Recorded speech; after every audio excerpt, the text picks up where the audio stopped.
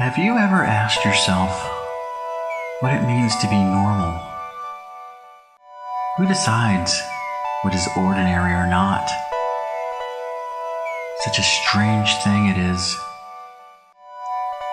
I find it interesting that this subjective concept merits such levels of obsession within ourselves.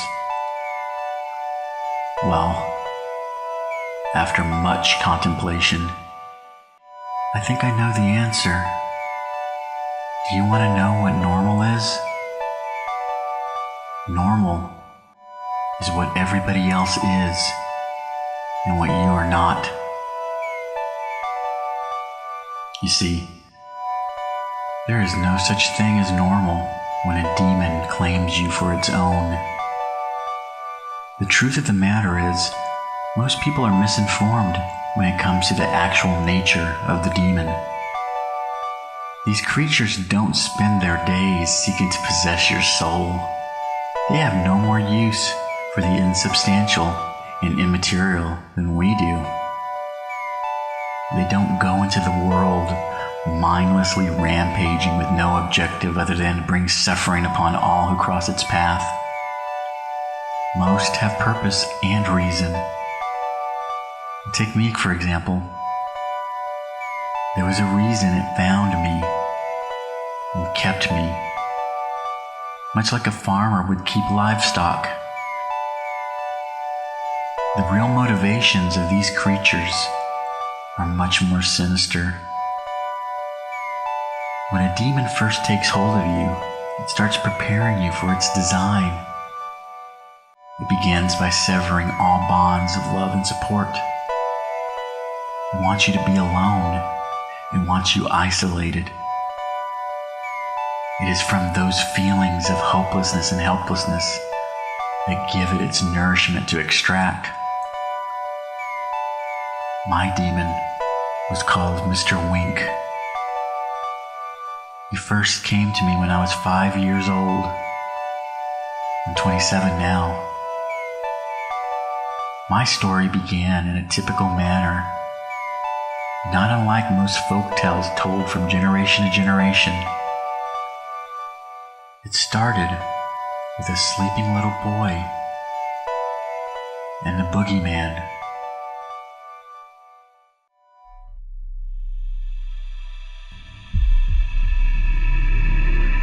I first remembered the two hazy red orbs. They hovered in the corner of my room where my dresser sat. That was where the shadows were the darkest. It would use its claws to drag itself out of the blackness, pulling its body out of the hole in the floor made from shadows. A swirling vapor arose out of its emaciated, naked body, rapidly forming and reforming. The beast approached in quick bursts of speed with a movement that was serpentine-like and lightning fast. It never fully stood, but preferred to drag itself along the ground, migrating from one spot to the next. It would press against the surface it occupied and made seizure-like jerky movements with its arms, legs, and torso. Its face was the worst. Two glowing red eyes with pinprick pupils looked out from a face devoid of any expression, much like an insect. It had an oval-shaped mouth lined with fangs of a spider instead of teeth. Pimpled over its face, countless black and round eyes blinked frantically in chaotic, unsynchronized patterns. Barbed hairs protruded from the surrounding skin of the eyes. The largest eye sat in the center of its forehead. The penetrating stare slowly blinked, giving it the impression it was winking at me. The mist that rolled out of its body moved like a living creature in itself. examining its environment like a predator seeking prey.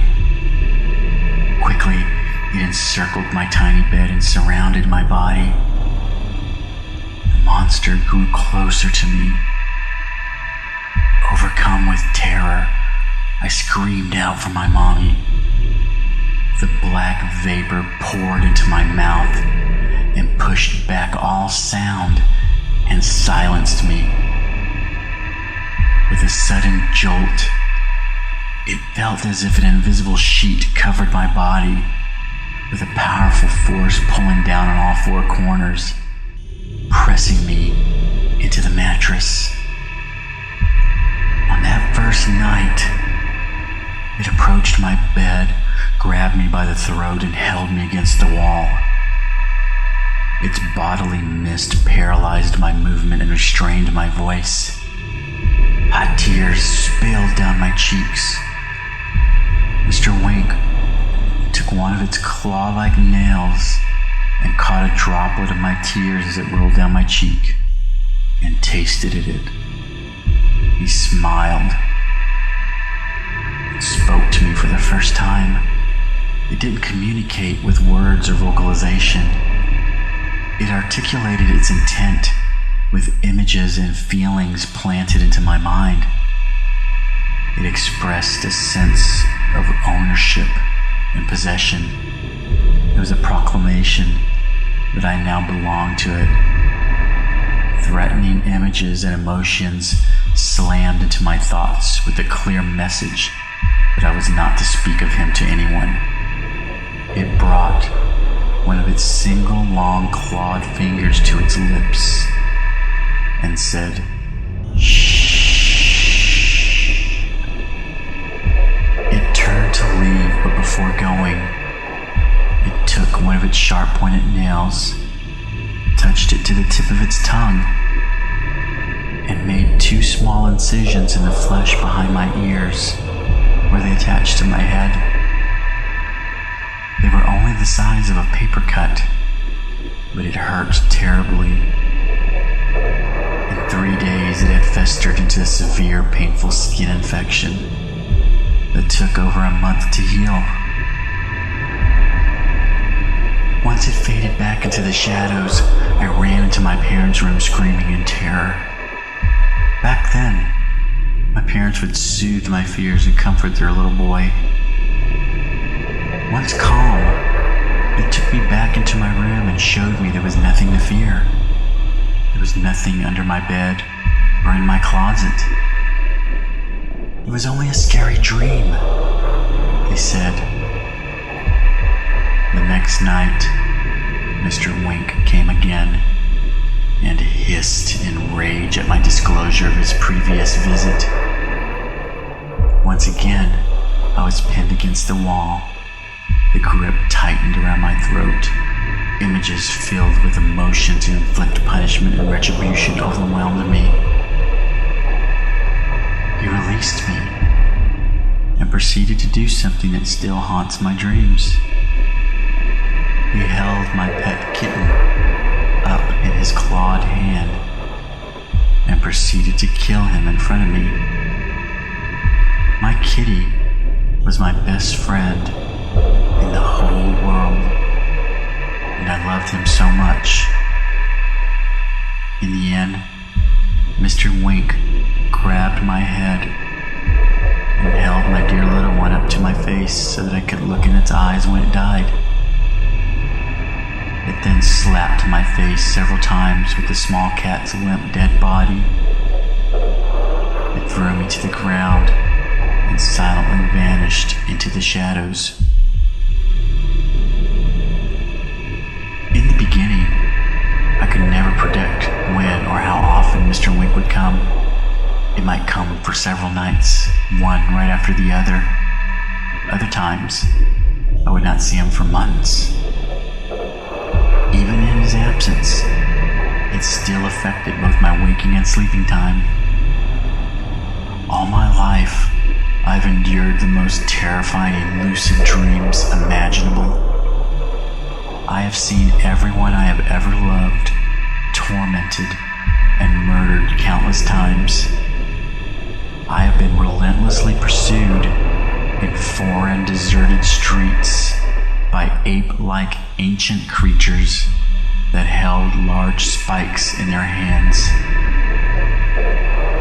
As they approached, they crossed the metal rods over their heads in an X-shaped fashion and clanked them loudly and grunted the word, "Crucify!"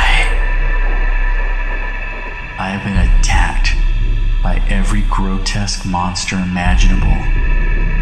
I have been chased, stalked, and hunted. That is all I have ever known. I quickly realized that Mr. Wink's influence extended well beyond the supernatural and not limited to the confines of my bedroom in the darkness. It made sure it severed any source of support and love in my life. Soon, things would happen. Strange and horrible things that always seemed to indicate I was the culprit of the crime. I was seen as a mean, nasty little child who thrived on disobedience and destruction. In school, if anything went missing, it would always be found in my possession.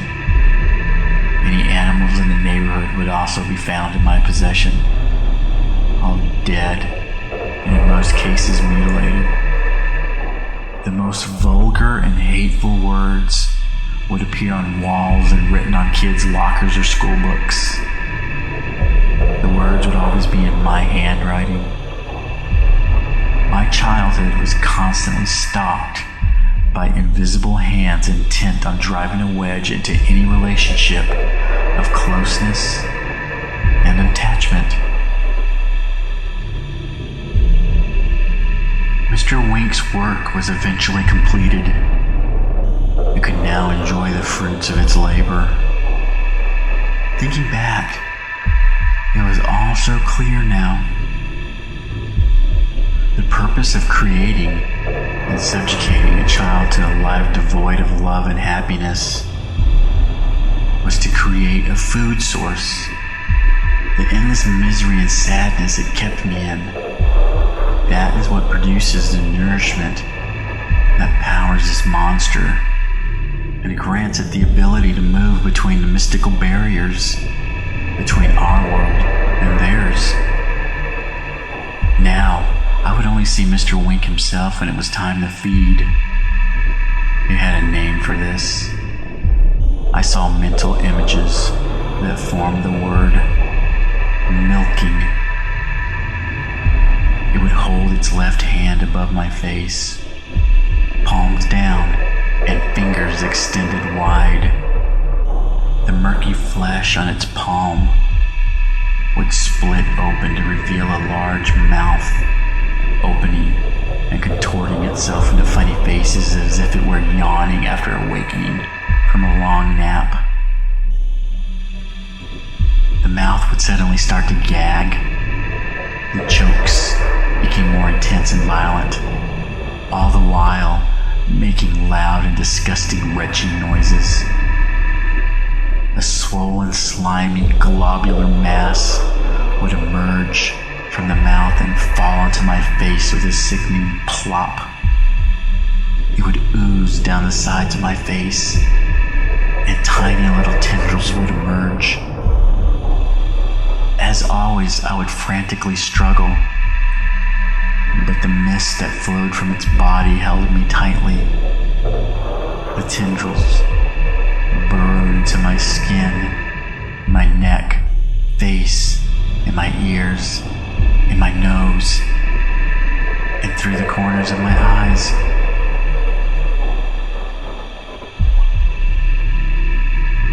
Most people don't know that the skin is only one of the many barriers we have. There are other barriers that separate the physical form from our spiritual self. That is where our soul lives. That is where love and joy, inspiration, and works of art come from. It is also where fear, hate, and despair reside too. Reaching those parts of you require more than just penetrating the skin. Those mystical barriers must be punctured. Those tendrils had to go deep into my spiritual body, past the ethereal membranes, into the places not meant to be trespassed. Mr. Wink went deep to reach the prize he craved and lusted for. He went deep, and I laid motionless and in pain, feeling my very source of life being drained away. I was 7 years old the first time I experienced being milked.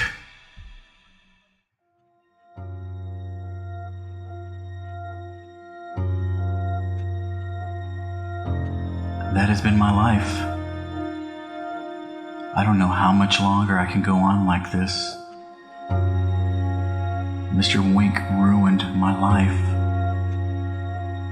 I am condemned to a life of poverty and manual labor.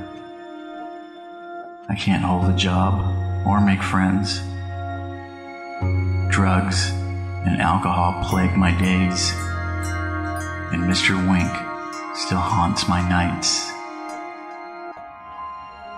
My parents gave up on me a long time ago.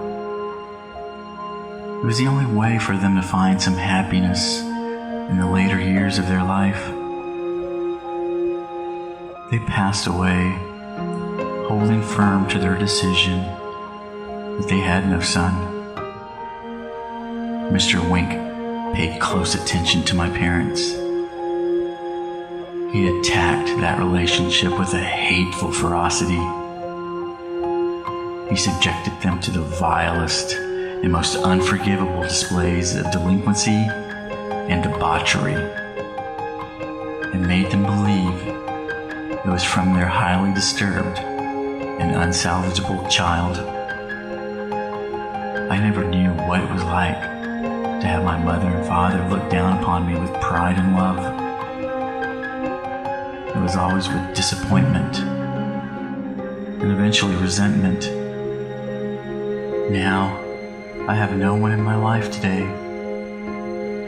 I am abandoned. There's no one left who cares about me. I am all alone. Today, somebody let me know I was wrong. This morning, I opened my front door to my rundown apartment and found a small package wrapped in brown paper and held together with a string. The box looked worn and battered, with no name on the package. It bothered me at first, but that didn't keep me from picking up the mysterious object. In my kitchen, I gently pulled the ends of the twine tied around the package. The knot loosened with ease, and the paper fell away to reveal a small, antique mahogany box. It was masterfully designed, with the resemblance of a miniature treasure chest. I opened the lid to the box. Inside, on a regal purple cushion, rested a small glass jar. The jar was made from a glossy and thick glass, the type of glass seen in old-fashioned soda bottles that swirled with brilliant emerald shades of green.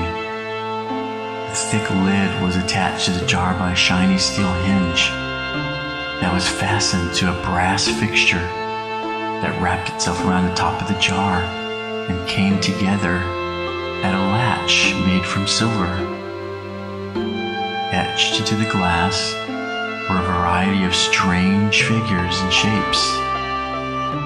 If I were to take a guess, I would say they look like Nordic ancient runes, like the ones I always see on those TV shows about ancient aliens. I laughed at myself finding it funny. Tied to the lid was a small piece of parchment with a handwritten note that read, "If you know not your enemy, you will fail. If you know your enemy, but not yourself, you may find victory, but it costs so very high. When you know yourself, you are a mighty force. Never will you be bound or subjugated to another's will. May your enemies tremble from beneath the shadow of your wrath. You already have everything you will ever need. It is now time to fight back."